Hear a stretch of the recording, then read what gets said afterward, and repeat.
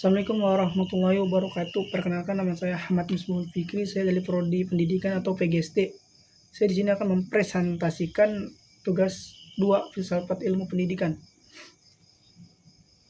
Yang pertama, saya akan menjelaskan bagaimana filsafat ilmu itu mengawasi dan memperkuat eksistensi keilmuan serta nilai-nilai dalam ilmu pendidikan. Baik, saya akan menjawabnya. Pertama, dari segi ontologi. Ontologi atau filsafat ilmu mengawasi eksistensi atau hakikat ilmu pendidikan. Ontologi membahas apa yang menjadi objek kajian ilmu pendidikan.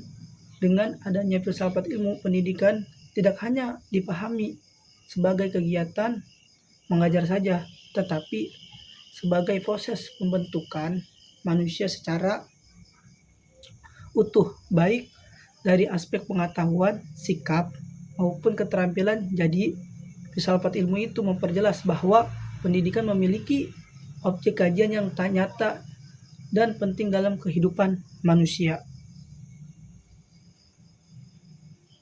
Baik, saya akan menjawab yang kedua. Bagaimana pendidikan yang bermakna dan bernilai turut memperkuat perkembangan filsafat ilmu. Yang kedua, saya akan menjawab pendidikan yang bermakna mendorong peserta didik untuk aktif bertanya, mencari kebenaran, dan menguji sesuatu pengetahuan secara rasional.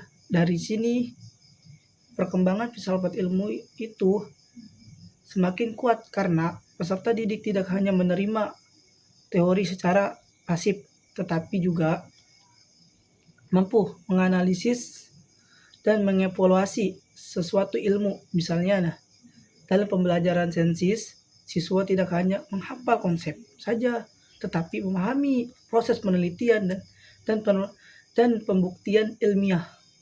Sikap seperti ini akan membutuhkan pola pikir ilmiah yang menjadi dari filsafat ilmu.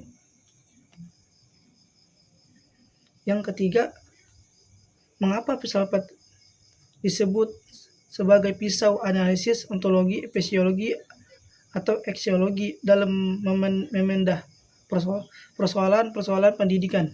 Baik, saya akan menjawab. Pertama, ontologi digunakan untuk membedah hakikat atau objek dari pendidikan. Pertanyaan seperti apa tujuan pendidikan? Saya akan mencontohkan apa itu tujuan pendidikan, siapa peserta didik, dan apa yang sebenarnya dipelajari dalam pendidikan.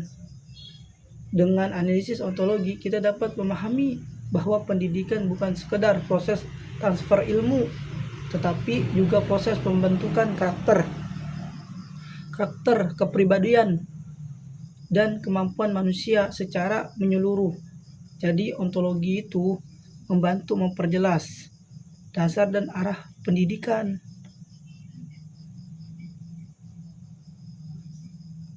Baik, saya akan menjawab soal yang keempat, contoh konkret penerapan filsafat ilmu dalam praktek pendidikan, misalnya dalam kajian kurikulum atau proses pembelajaran. Baik, saya akan menjawab. Salah satunya contoh, misalnya dalam kebajikan pendidikan adalah penerapan kurikulum Merdeka di Indonesia. Kurikulum ini dibuat berdasarkan pemikiran bahwa peserta didik memiliki potensi, minat, dan gaya belajar yang berbeda-beda. Dari sisi ontologi, kurikulum ini memandang peserta didik sebagai dari sisi epistemologi, pembelajaran tidak lagi hanya berpusat pada guru, tetapi menggunakan pendekatan eksplorasi proyek